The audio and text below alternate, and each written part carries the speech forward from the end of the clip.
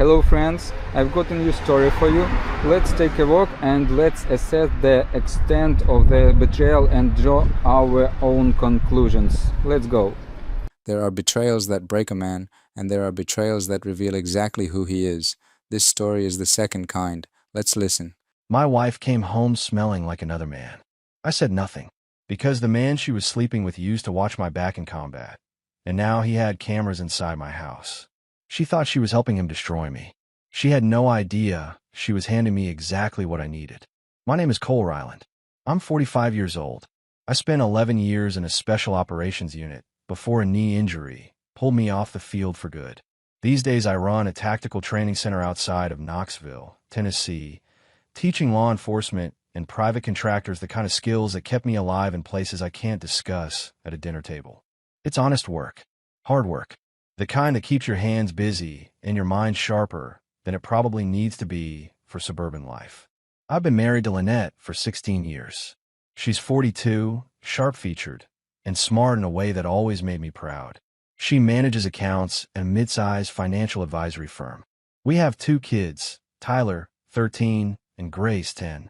Good kids. The kind that make you want to be a better man just by looking at them. For most of our marriage, things were solid.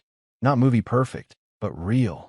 We argued about money sometimes, about schedules, about whose turn it was to handle the school run. Normal stuff. But somewhere around 2 years ago, something shifted. Subtle enough that I kept telling myself I was imagining it. She started coming home later. Not every night, just often enough that I noticed. She'd walk in with that specific kind of distance in her eyes, the kind that isn't tiredness, but something closer to guilt wearing tiredness as a costume. I'd ask about her day and get 3-word answers. When I reached for her hand, she didn't pull away, but she didn't hold on either. I told myself work stress. I told myself I wasn't being attentive enough. I was good at talking myself out of the truth. The first real signal came on a Thursday in October. I'd had a late class cancel at the training center and came home around 4 in the afternoon. Lynette's car was in the driveway, which was unusual. The house was quiet. I walked in through the garage, set my bag down, and stopped. There was a smell. Not perfume exactly, more like cologne. Something woodsy and sharp that definitely wasn't mine. I stood in the hallway for a solid 10 seconds, just breathing, the way you learn to read a room before you enter it. Lynette came downstairs a minute later, freshly changed, hair still slightly damp at the edges. She smiled when she saw me, a little too wide, a little too fast. "You're home early," she said, moving toward the kitchen like she had somewhere urgent to be. "Class canceled," I replied, watching her. "You okay? Your car's been here since." "Headache," she cut in. "Came home to rest. Feeling better now." I nodded slowly. Didn't push. But I filed it away, the way you file everything when your instincts start talking. 2 weeks later, our neighbor Frank Delgado stopped me in the driveway on a Saturday morning. Frank's retired, keeps odd hours, spends a lot of time on his porch. He's the kind of man who sees things without meaning to. "Hey, Cole," he said, then paused in a way that told me the next part wasn't casual. "Don't know if this is any of my business, but there's been a car parking down at the end of the block a few times this week. Dark blue sedan, no plates I could read. Just sits there for a while. Once I saw the driver watching your house. I kept my expression flat and asked him what the driver looked like. He described a man, broad shoulders, short hair, maybe mid-40s. Said he'd seen him 3 times in the past 2 weeks. I thanked Frank, went inside, and stood in my kitchen for a long time. A man sitting in a car watching my house. Not a realtor, not a lost driver. Someone deliberate. I didn't say a word to Lynette that evening. I just watched her move around the kitchen, laughing at something Tyler said, helping Grace with her homework, playing the part of a woman with nothing to hide. And I thought, I need to know who that man is before I say a single word. That night, after everyone was asleep, I went to the garage, unlocked the storage cabinet I kept bolted to the back wall, and took out the small trail camera I use for property security checks. I mounted it under the eave above the front window, angled toward the street. Then I went to bed. I didn't sleep much, but I was patient. Patience was one of the few things 11 years in special operations had given me that civilian life couldn't take away. The trail camera ran for 4 days before it gave me what I needed. I checked the footage each morning before the kids were up, sitting at the kitchen table with my laptop and a cup of coffee, scrolling through timestamps the way I used to review reconnaissance footage. Most of it was nothing. The mail carrier, Grace's friend from down the street, a delivery van on Wednesday afternoon. But on Thursday evening at 6:47 p.m., the dark blue sedan appeared. It parked at the far end of the block, just inside the camera's range. The driver didn't get out. He just sat there for 41 minutes, engine off, positioned at an angle that gave him a clean sight line to our front door. Then he pulled away slowly, no hurry, like a man comfortable with being invisible. The resolution wasn't perfect, but I enhanced the frame as much as the software allowed. Broad build, short military-style haircut, and the face, partial, three-quarter angle, but enough. I sat back in my chair and stared at the screen. I knew that face. Not from the neighborhood, not from the training center, from another life entirely. A life that involved early mornings and locations most people never learn the names of, and men who were trained to move through the world without leaving traces. I didn't say his name out loud. I just closed the laptop and sat in the quiet of my kitchen, listening to the house creak around me. That afternoon, I drove to the training center and told my assistant manager to handle the afternoon sessions. Then I drove out to the east side of Knoxville, to a storage unit I'd kept for years, one that Lynette didn't know about. Inside were documents, hard copies of contacts, and a secure laptop I kept for situations exactly like this one. Old habits from old work. I ran the partial plate I'd caught on camera through a contact I still had from my operational days. A woman named Carla who now worked private investigation and owed me a favor I'd never called in. She came back to me in under 3 hours. The vehicle was registered to a Shell LLC out of Nashville. But the LLC had a signatory name attached to a business address. Brent Kirby, Security Consulting, registered 18 months ago. Brent Kirby. I hadn't heard that name in over 7 years. We'd served in the same unit for 3 years. Overlapping deployments, shared safe houses, the kind of trust you build when your life depends on the man next to you. He'd left the unit under circumstances that were officially described as voluntary separation. Unofficially, there had been questions about a mission in which critical intelligence had reached the wrong hands. Nothing was ever proven. Brent walked. I never knew where he landed.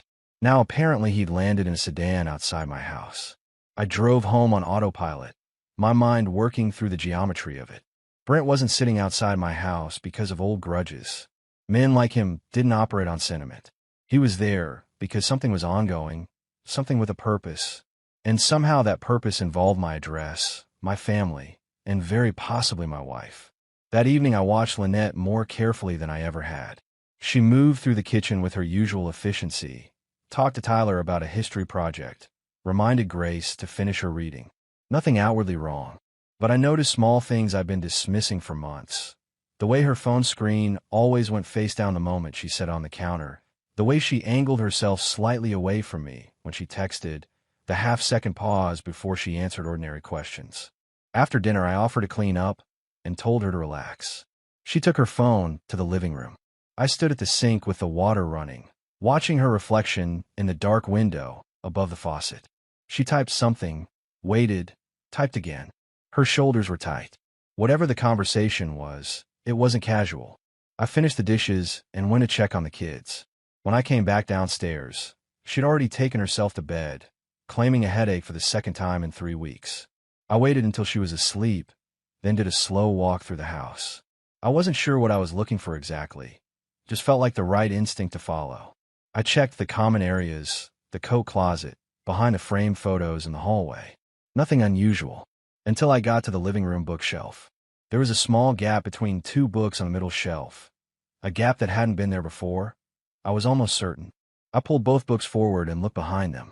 Pressed flat against the back panel of the shelf was a small device, roughly the size of a thick thumb drive, with a tiny pinhole lens facing outward. A camera, professionally installed, not something you picked up at a hardware store. I didn't touch it. I stepped back, kept my breathing even, and looked around the room as if seeing it for the first time. Someone had been inside my house. Someone with the skills and the access to install surveillance equipment without leaving a trace. I went back to the kitchen, poured 2 fingers of bourbon, and sat down. Brent Kirby hadn't just been watching from the street. He'd been watching from inside. The question was no longer whether something was wrong. The question was how deep it went, and how long I've been the last one to know. I left the camera exactly where I found it. That was the first decision. Moving it or disabling it would tell Brent Kirby that someone was onto him. Right now, my biggest advantage was that he believed I was still in the dark. I intended to keep it that way for as long as it served me. The second decision was to call Raymond Stamps. Ray had been my commanding officer for the last 4 years of my service. A hard, deliberate man from rural Georgia who communicated mostly in short sentences and long silences. He'd retired at 54 and now lived on a property outside of Chattanooga, 40 minutes from Knoxville. We stayed in loose contact. Christmas texts, occasional calls when something in the news reminded one of us of a shared history we didn't discuss in detail. I drove out to see him in person. Some conversations don't belong on a phone. He met me at the door of his workshop, wiping grease from his hands, and looked at me the way he always had, like he was reading a report, not a face. "You've got that look," Ray said flatly, stepping back to let me in. "What look?" "The one you had before Kandahar." I sat down on a workbench stool and told him everything. The sedan, the camera, Brent Kirby's name attached to the shell company. Ray listened without interrupting, which was his way. When I finished, he set down the rag he'd been holding and was quiet for a moment. "Kirby," he said finally, and the word came out like something sour. I was never able to prove what he did on the Lushkar op. Never had enough to bring forward. But I knew. He looked at me steadily. "He didn't just sell information, Cole. He sold people. And now he's outside your house. Any idea what he'd want from me?" I asked. Ray crossed his arms. "Not from you. From what you know. You ran the Renfrew network for 2 years. Those contact lists, those operational protocols, in the right hands or the wrong ones, that's worth serious money to certain people." I hadn't thought about the Renfrew network in years. It was a compartmentalized intelligence sharing structure I'd helped develop during my last deployment. Complex, layered, and as far as I knew, still partially active. "He'd need documentation," I said. "Physical or digital. Something I'd keep at home." Ray nodded slowly. "Which explains the camera in your living room." I drove back to Knoxville with a clearer picture and a tighter jaw. Brent wasn't after my marriage.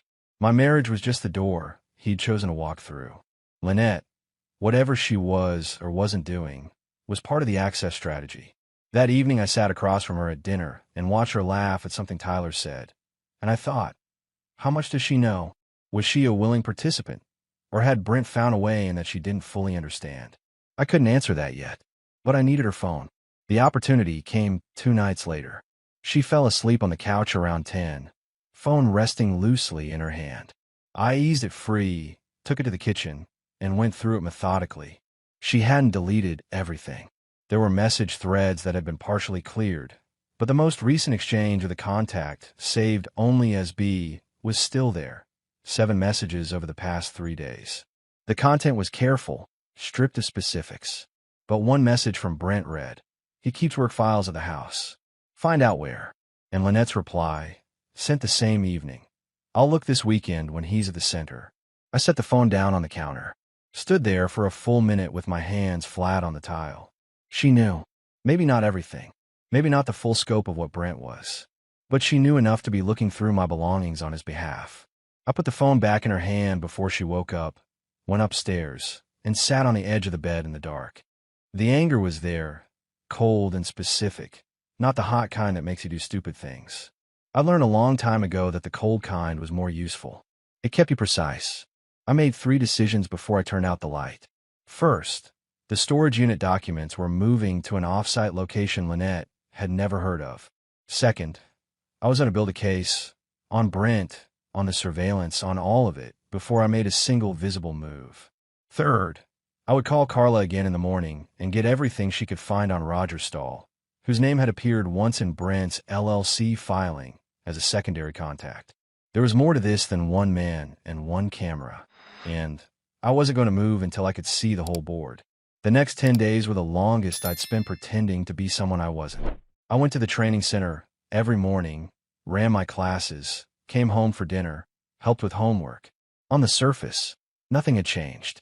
Underneath, I was dismantling everything Brent Kirby thought he had access to. The work files from my home office, operational contact logs, encrypted drives, a physical binder I'd kept from my last year of service. All of it moved to a secondary storage unit I rented under a business name, paid in cash.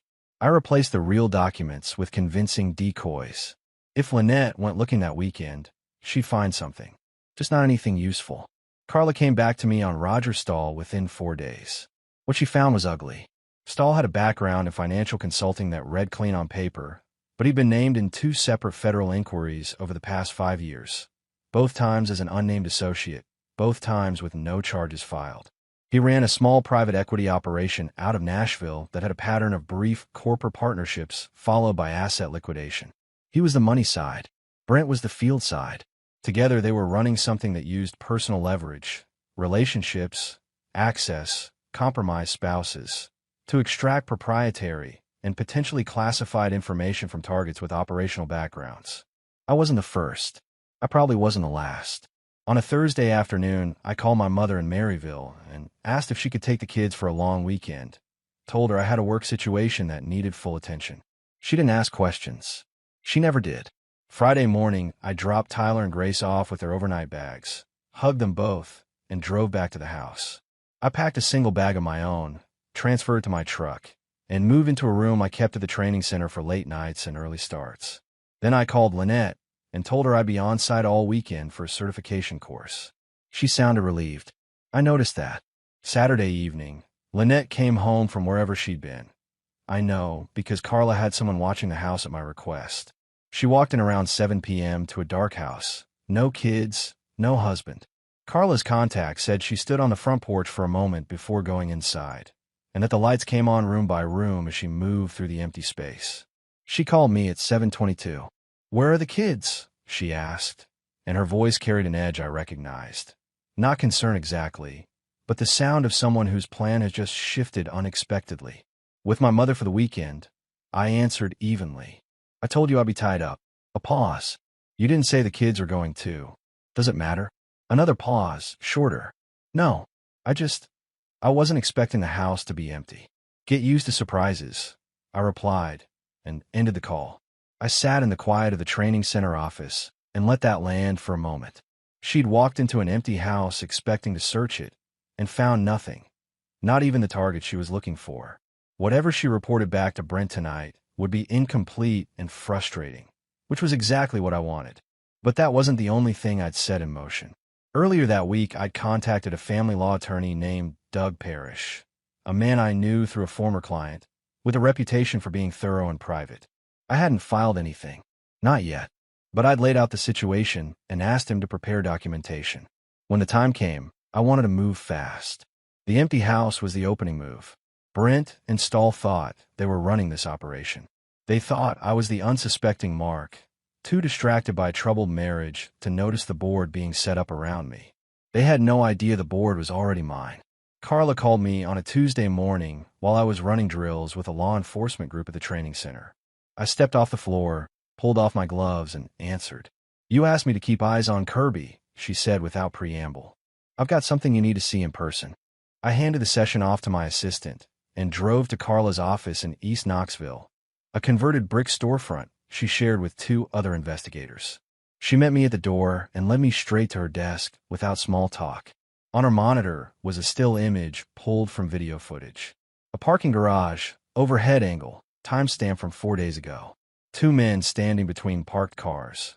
One of them was Brent Kirby, unmistakable even from above. The other was a stockier man in a gray jacket. "Roger Stahl," Carla said, tapping the screen. They met for 22 minutes. Kirby handed him a folder. Stahl handed him a phone. I leaned closer. The angle was good enough to see Stahl's face clearly. 50s, heavy jaw, the kind of man who looked like he'd never done anything wrong in his life and had been doing exactly that for decades. "Where did you get this?" I asked. "Parking garage near Vanderbilt. Their meeting spot, apparently. This is the 3rd time in 6 weeks they've used it." She slid a printed sheet across the desk. I pulled Stahl's business registry. He's got a new LLC filed 2 months ago, a holding company. One of the named assets is a property in Sevierville. Residential. Purchased 8 months ago. Sevierville. I repeated. 40 minutes from Knoxville. "I drove past it yesterday," Carla added. "It's occupied. Utilities running, curtains closed. No visible activity, but it's not empty. I stared at the image of the two men for a long moment. Brent had a safe house 40 minutes from my front door. That changed the timeline. He wasn't running this operation remotely. He was staging it locally, which meant he was closer to a move than I'd assumed. "There's one more thing," Carla said, and her voice shifted slightly, the way it does when the information is personal. She opened a second file on her screen. I was running a broader sweep on Kirby's known contacts when I found this. It was a photograph. Long lens, taken from a distance. A backyard. My backyard. Lynette sitting on the patio with a glass of wine. Tyler and Grace visible through the sliding door behind her. I was in the frame too, standing at the grill, back turned, completely unaware. The date stamp was 11 months ago. 11 months. They'd been watching my family for nearly a year before I noticed a single thing. I thanked Carla, took copies of everything, and drove back to the training center. I sat in my office with the door closed and went through the material one more time, slowly, the way you read a map before you commit to a route. That evening I called Ray. "They've got a property in Sevierville," I told him. "Stahl and Kirby are meeting in Nashville, and they have photographs of my family from 11 months back." Ray was quiet for a few seconds. "Then this started long before Lynette got involved," he said. "She might have been the second phase, not the first." That thought had already been sitting in the back of my mind. Lynette had been approached deliberately, probably groomed over time, brought in as an access mechanism once the external surveillance had reached its limits. She might not have walked into this with full knowledge of what she was enabling. It didn't excuse the messages on her phone, but it complicated things. The next morning, a notification came through on my trail camera. Motion at the front of the house, 6:14 a.m. I pulled up the feed on my phone and watched Brent's blue sedan roll slowly past without stopping. A scan. He was updating his read of the property. I didn't move. I didn't react. I let him look. But I made a call to Pete that afternoon and asked him to reach out to a federal contact he'd mentioned once, a former colleague now working financial crimes. Off the record, I wanted someone in that world to know Roger Stahl's name before I started pulling threads. The last thing I did that week was go through the house one more time, room by room, this time with a proper RF scanner I borrowed from the training center's equipment locker. I found 2 more devices, one in the master bedroom mounted behind the headboard, one in my home office beneath the desk, pointed at the chair where I sat most evenings. 3 cameras total, all installed in the past 4 months, all pointed at spaces where I worked, slept, and talked to my wife. I disabled all 3, replacing each one with an identical-looking decoy I sourced overnight. To anyone checking the feed, the cameras appeared operational. What they were actually transmitting was a static loop recorded from each room, 90 minutes of ordinary household footage, cycling on repeat. Let Brent watch a ghost. The real work was happening somewhere he couldn't see. The letter arrived on a Friday. I came home from the training center at 6 in the evening to find an envelope on the kitchen counter. No stamp, hand-delivered, addressed to me by name. Inside was a single page on the letterhead of a law firm, Wallen Associates, Family Law, Nashville, Tennessee. Stuart Weil. I recognized the name from Carla's earlier sweep. He'd appeared once as a contact loosely associated with Stahl's network, though the connection had looked tangential at the time. The letter informed me that Lynette Ryland had retained Mr. Weil's services and that divorce proceedings had been initiated on her behalf. It cited irreconcilable differences and included a notice that a temporary asset freeze had been requested through the court, meaning portions of our joint accounts had been flagged pending a judicial review. I read it twice, set on the counter, poured a glass of water. Then I called Doug Parrish. Doug picked up on the second ring. I read him the key sections of the letter, and he was quiet for a moment before responding. While as aggressive and he files fast, Doug said, "The asset freeze request is a pressure tactic. It's designed to destabilize you financially before you've had time to organize. But it's not airtight. We can challenge it." A pause. "Cole, this filing happened faster than a normal divorce timeline. Someone prepped the paperwork in advance." "I know," I said. "Then you need to come in Monday morning." First thing, I ended the call and stood at the kitchen counter for a long moment. The filing wasn't Lynette acting alone. Weil was connected to Stahl, Stahl was connected to Brent, and the asset freeze was designed to limit my operational capacity while they made their final push to extract what they actually wanted. The divorce was a weapon, not a consequence. I walked upstairs and knocked on Tyler's door. He was at his desk, doing homework. Grace was across the hall, already in her pajamas with a book. "Hey," I said, leaning against Tyler's doorframe. "How would you two feel about spending next week with Grandma?" Tyler looked up. "Like a school week. I'll sort out the school part," I replied. He shrugged with the casual acceptance of a 13-year-old who trusted his father. Grace called out from across the hall that she wanted to bring her art kit. I told her she could bring whatever she wanted. I called my mother that night, and she agreed without hesitation. Saturday morning, while Lynette was still asleep, I loaded the kids' bags into my truck, drove them to Maryville, and stayed for coffee. My mother watched me over her mug with the quiet perception of a woman who had raised a son who didn't show things on his face.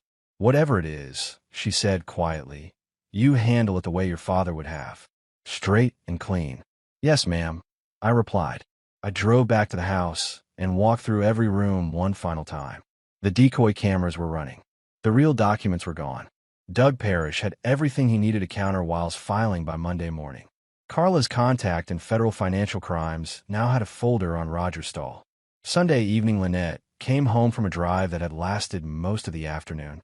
She walked into the front door and stopped. The house was quiet. No backpacks by the stairs. No sound from upstairs. No smell of dinner. She called out for Tyler. Then for Grace. Nothing. She found me in the kitchen, sitting at the table with a cup of coffee and the divorce letter in front of me. The color shifted in her face.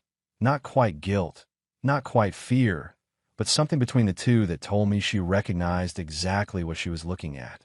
I have to stop here. His wife didn't just betray him. She was used as a weapon against him, and he still didn't lose it. I honestly don't know if I could do that. "The kids are somewhere safe," I told her before she could speak. "Sit down, Lynette. We're going to have the honest conversation we should have had months ago." She sat, slowly, her hands flat on the table like she needed something solid to hold on to. "Stuart Weil," I said, sliding the letter toward her. "You want to tell me who recommended him?" She didn't answer right away, but the silence told me everything the words hadn't yet. Lynette sat across from me at the kitchen table with her hands folded in front of her like she was waiting for a verdict she already knew was coming. I hadn't raised my voice. I hadn't moved from my chair. I'd simply placed the printed summary of her phone messages, the ones to be, on the table between us and waited. She looked at the pages for a long moment without touching them. "How long have you known?" she asked quietly. "Long enough," I replied. "What I need now is the truth. All of it. Not the version you think I can handle. The actual truth." She exhaled slowly and looked at the far wall. When she started talking, her voice was flat and careful, like someone reading from a script they'd rehearsed but didn't believe in anymore. She said it started 14 months ago at a fundraiser event her firm had hosted downtown. Brent had introduced himself as a security consultant. He was polished, attentive, interested in her in a way she said she hadn't felt in a long time. She admitted that last part without looking at me. They had coffee twice, then dinner. Then it became something she didn't name directly, but didn't need to. I kept my face still. The cold anger was there. I'd learned to use it as fuel rather than let it use me. "When did he ask you about my work files?" I said. Her eyes came back to me, and I saw the shift, the moment where the script ran out and she had to improvise. "About 4 months in," she admitted. "He said he was trying to help a client who had a dispute with a government contractor. He said you might have contacts that could help clarify something." It sounded, I know how it sounds now, but it sounded reasonable at the time. "It sounds like you were being run as an asset," I said flatly. "Because that's what was happening." She flinched. "I didn't know." "You knew enough." I cut in, not harshly, just precisely. "You knew enough to hide the messages. You knew enough to look through my office when I was away. You knew enough to keep the relationship going after he started asking questions about my work." I paused. "What did you find?" She was quiet for a moment. "Nothing. The filing cabinet you keep in the office. The folders inside weren't what he said they'd be. He got angry about it." So she'd looked. She'd actually gone through my things. The decoys had worked, but the knowledge that she'd tried sat in my chest like a stone. "Did he threaten you?" I asked. The question seemed to catch her off guard. She looked at me with something new in her expression, something closer to relief than I expected. "Yes," she said, and her voice broke slightly on the word. "About 2 months ago, when I told him I wanted to stop, that I didn't feel right about any of it anymore. He told me that if I pulled away, he would make sure you found out about everything in the worst possible way. He said he had evidence, photos, messages. He said he'd time it to cause maximum damage. She pressed her hands flat on the table. I was scared, Cole. I know that's not an excuse, but I was genuinely scared of him. I studied her face for a long time. She wasn't performing. I knew what performance looked like on her, and this wasn't it. The fear was real, which meant Brent had been running a layered operation. Use Lynette as access, then lock her in with leverage so she couldn't exit cleanly. It was textbook, cold and professional and absolutely calculated. Stuart Weil, I said. Who gave you his name? She hesitated just long enough that I already knew the answer before she spoke. Brent. Of course he had. The divorce filing, the asset freeze, all of it was Brent's infrastructure, not Lynette's idea. She'd been handed an attorney the same way she'd been handed a reason to feel disconnected from her marriage. I stood up and walked to the window. Outside the street was quiet, the orange light of the neighbor's porch lamp casting long shadows across the lawn. Here's what's going to happen, I said, without turning around. You're going to call while on Monday and dismiss him. You're not going to contact Brent. Not a message, not a call, nothing. And you're going to write down every conversation you can remember having with him, every request he made, every threat. Dates, locations, exact words if you can recall them. You're building a case, she said softly. I've been building it for weeks. I turned to face her. Brent Kirby is not a spurned lover. He's a man who used you to run an intelligence extraction operation against me and against people I have an obligation to protect.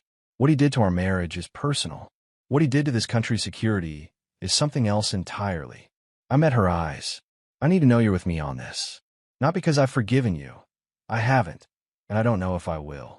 But because doing the right thing now is the only way either of us gets through this with anything intact. Lynette held my gaze for a long moment. Then she nodded once, slowly, with the quiet resolve of a woman who had finally run out of road in the wrong direction. Tell me what you need, she said. I found Beverly Kirby through property records. She owned a small house in a retirement community outside of Oak Ridge, 45 minutes west of Knoxville.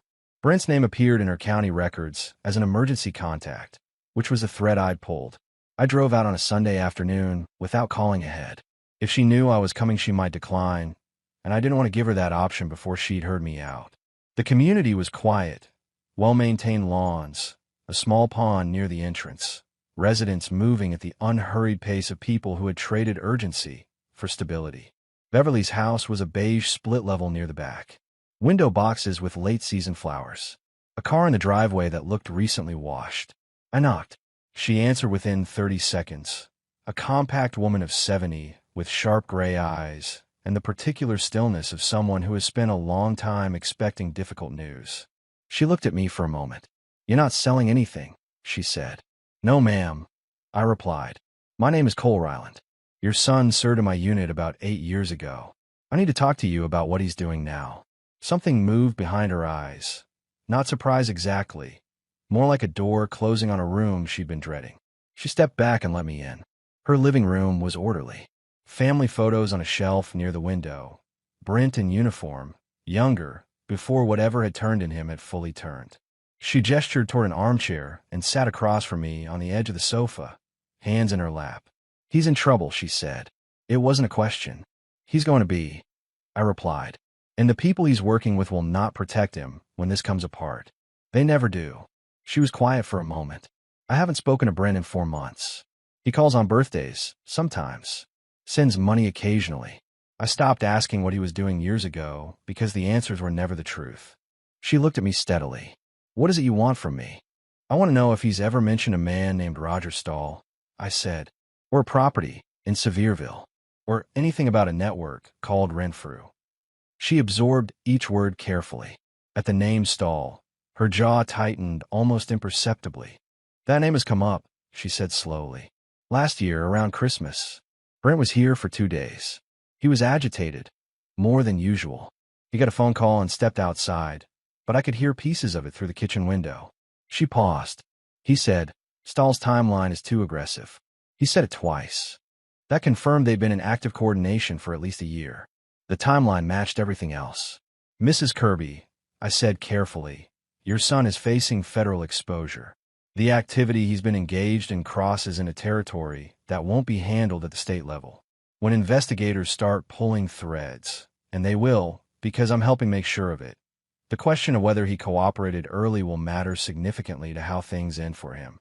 He had every right to go in with anger. Instead, he walked in with facts. That's not just strength. That's a different level of man. Her eyes stayed steady on mine. You're telling me to tell him to turn himself in.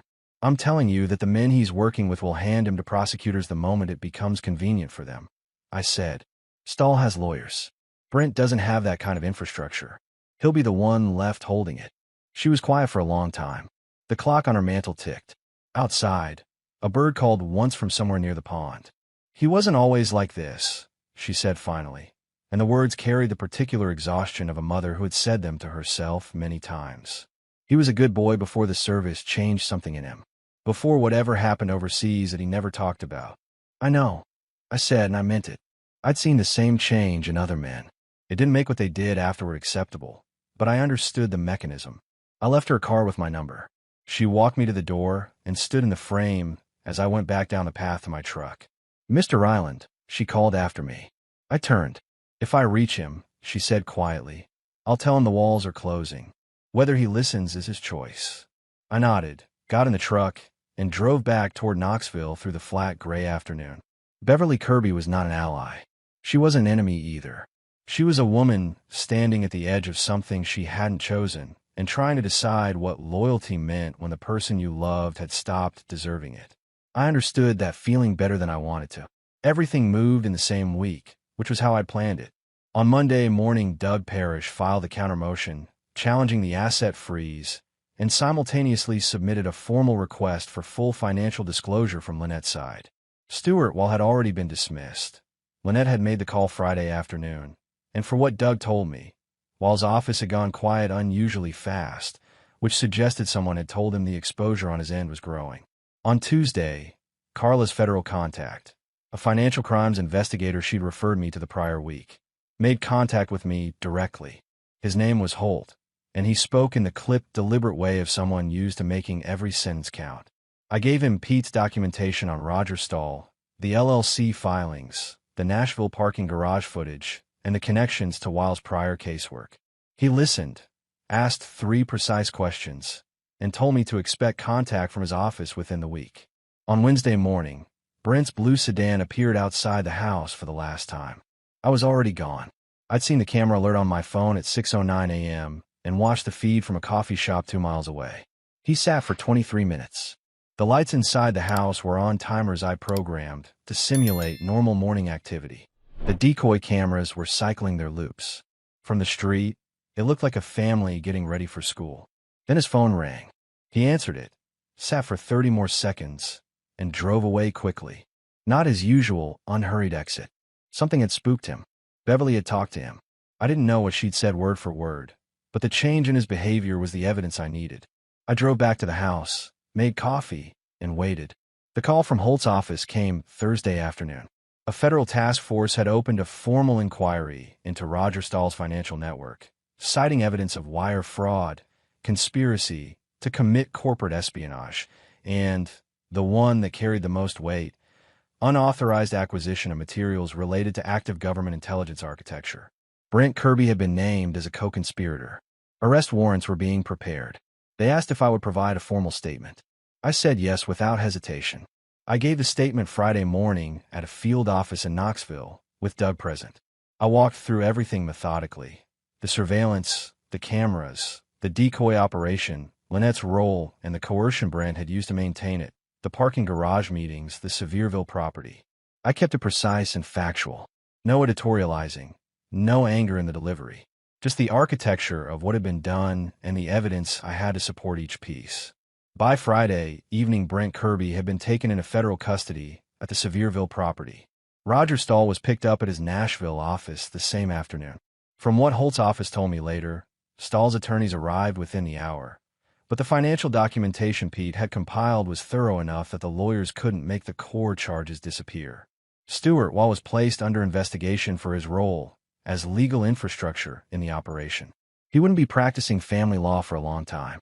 I sat in my kitchen that Friday night with a glass of bourbon and let the week settle around me.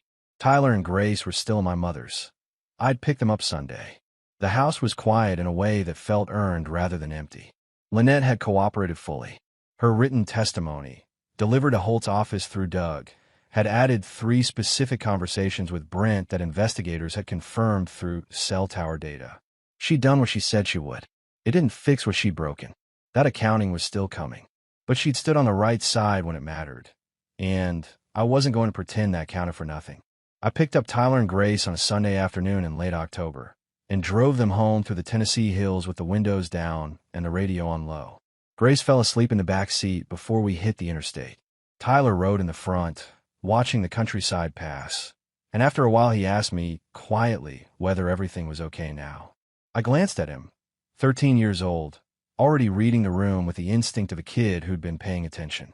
It's getting there, I told him. Some things take time to sort themselves out. He nodded like that was a reasonable answer and didn't push further. Good kid. The divorce proceedings moved forward over the following months. Without while, Lynette retained a straightforward local attorney, and the process, while not painless, was honest. Doug negotiated the settlement with the firmness and precision he promised. The asset freeze was lifted within 3 weeks of the countermotion. The financial terms were fair. We agreed on a shared custody arrangement that kept Tyler and Grace in the same school district and gave both of them stability. I didn't hate Lynette. I wasn't going to pretend the betrayal hadn't happened, but I also wasn't going to let it define the next 20 years. We had 2 children together and a long road of co-parenting ahead, and I intended to walk it with the same discipline I'd applied to everything else. Brent Kirby pled guilty to 4 federal counts 8 months later, including conspiracy to misappropriate sensitive government materials. He received a 12-year sentence. Roger Stahl went to trial and lost. His lawyers had been good, but the financial documentation had been better. He drew 15 years. The Sevierville property was seized as a proceeds of crime asset. Stewart, while surrendered his law license, and was indicted on 2 counts of obstruction. His firm dissolved within weeks of the charges being filed. The Renfrew network, the operational architecture Brent had been trying to extract, remained intact. Holt's office confirmed to me quietly, months later, that no materials of substance had been compromised. The decoys had held. Whatever Brent had passed to Stahl before his arrest was worthless. I stood at the back window of my house on a November evening, watching Tyler and Grace kick a soccer ball around the yard as the last light faded over the tree line. The yard looked the same as it always had. The house felt different, quieter, simpler, like a room after furniture is rearranged, and you realize you always liked it better this way. Ray called me that evening, brief as always. Heard Kirby's sentencing came through, he said. 12 years, I replied. A pause. Good. That was it. That was Ray. I finished the call and stood there a moment longer. There was grief still, for the marriage, for the version of my life I'd expected to have. That didn't disappear just because the operational side of things had resolved. Some losses you carry forward, not as weight exactly, but as shape. They changed the outline of you. But I was Cole Ryland, and I'd come through worse than this in worse places. I'd rebuilt before. I knew how. I opened the back door and called the kids in for dinner, and the sound of their footsteps on the back steps was the clearest thing I'd heard in months. Some things you lose. Some things you hold on to hard enough that they hold you back. I was done letting the wrong ones do either. This story stays with me because it's not really about betrayal. It's about what a man chooses to do when everything he built gets used against him. Cole didn't collapse. He didn't chase revenge for its own sake. He protected his kids, exposed the truth, and walked forward with his dignity completely intact. That's the kind of strength that doesn't make headlines, but it's the kind that actually matters. Thank you for listening all the way to the end. I'll see you in the next one. Take care of yourselves.